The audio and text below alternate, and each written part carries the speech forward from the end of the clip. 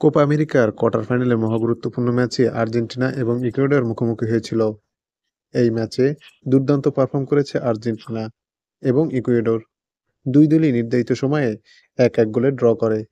খেলাটি টাইব্রেকার পর্যন্ত পৌঁছায়, যেখানে আর্জেন্টিনা ৪-২ গোলে কোয়ার্টার ফাইনালটি জিতে নেয়। কিন্তু টাইব্রেকারের প্রথম গোলটা করতে আসেন লিওনেল মেসি, যে গোলটি মেসি মিস করেন।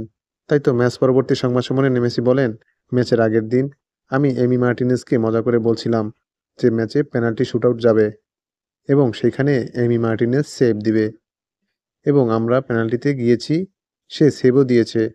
মেসির গোল মিস হওয়া নিয়ে তিনি বলেন, আমি পেনাল্টিটা নিয়ে খুবই হতাশ। পারফেক্টভাবে নেওয়ার পরও বল বেশি উপরে উঠে গেল।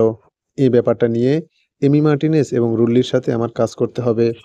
মেসি আরও বলেন, আমরা জানতাম কঠিন হবে ম্যাচটি। তারা অনেক ভালো দল। মাঠের কারণে স্পেস কম পাওয়া যাচ্ছিল মাঝে মধ্যে, যে কারণে অ্যাটাক করতে সমস্যা হচ্ছিল।